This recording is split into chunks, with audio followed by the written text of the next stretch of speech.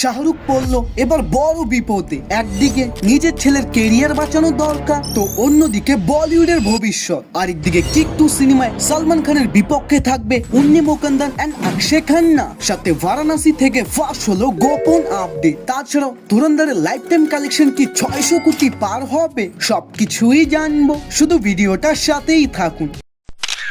প্রথমেই কথা বলি কিক 2 মুভিটা নিয়ে। ভাই এই ফ্র্যাঞ্চাইজির প্রথম পার্টের বাজেট তো ছিল 140 কোটি, তবে ব্যবসা 400 কোটি, মানে ব্লকবাস্টার। আর ভাই আপনি বিশ্বাস করবেন না, জাস্ট কয়েক বছর আগে কিসের শাহরুখ, প্রভাস এন্ড আল্লু অর্জুন ভাইজানি ছিল একমাত্র বক্স অফিস কিং। বাট আবারও কি তিনি সেই সেম ভকাল নিয়ে ফিরতে চলেছে কিক 2 দিয়ে? ওয়েট এর থেকেও বড় বিষয় হলো এখানে থাকবে দুইজন মারাত্মক অভিনেতা। প্রথমত মার্কোর হিরো উন্নি মুকুন্দন, যেই বান্দা তো ভাই ব্রুটালিটির মা বোন এক করে দিয়েছে। দ্বিতীয়ত অক্ষয় খান্না, ধুরন্ধরের ঝড় তো তোমরা দেখতেই পাচ্ছ।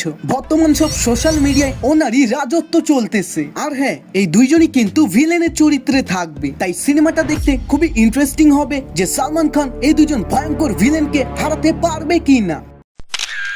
এখন কথা বলি বারাণসী মুভিটা নিয়ে। ভাই রাজামৌলির কোনো মুভি আসলেই পুরো সোশ্যাল মিডিয়ায় কাঁপিয়ে দেয়, আর সব ইউটিউবাররাই মুভির গল্প নিয়ে থিওরি তৈরি করে যে মুভিতে এটা থাকবে ওটা থাকবে। But end of the day এরকম কিছুই হয় না, because this is the Rajamouli power. সে নিজের মুভির গল্পের সম্পর্কে ছোট্ট একটা হিন্টও দিবে না, দিলেও দেখাবে একরকম আর মুভিতে থাকবে অন্য কিছুই। ওয়েল রিপোর্ট অনুযায়ী বারাণসী সিনেমায় তিনি টোটাল 5টা চরিত্রে অভিনয় করবে, যার মধ্যে 2টা তো অলমোস্ট কনফার্ম। একটা হলো প্রেজেন্ট টাইমলাইনে, আরেকটা হলো লর্ড শ্রীরাম, আর বাকি 3টা নিয়ে এখনো কোনো জানা যায়নি। তবে চিন্তা নেই, কোনো খবর আসলেই আমি অবশ্যই পরবর্তী ভিডিওতে জানিয়ে দিব, তাই সাবস্ক্রাইব কর ভাই।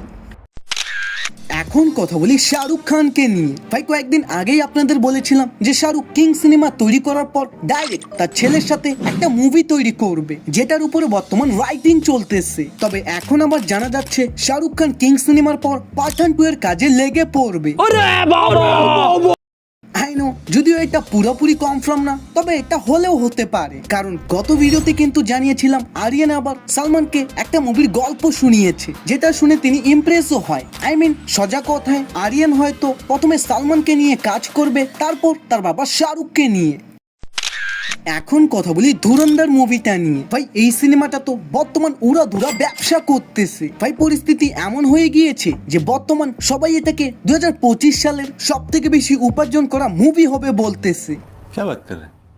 যদিও 8 দিনে এটা টোটাল ইন্ডিয়া থেকে নেট কালেকশন করেছে 252 কোটি, তো আজকে 34 কোটি, এবং এর সাথে টোটাল ইন্ডিয়া থেকে নেট কালেকশন 275 কোটি, অল ইন্ডিয়া গ্রস 330 কোটি, আর ওয়ার্ল্ড ওয়াইড 420 কোটি পা। আর হ্যাঁ, নেক্সট ইয়ার আমিও কিছু তোমাদের জন্য সুপার হিট আনবো,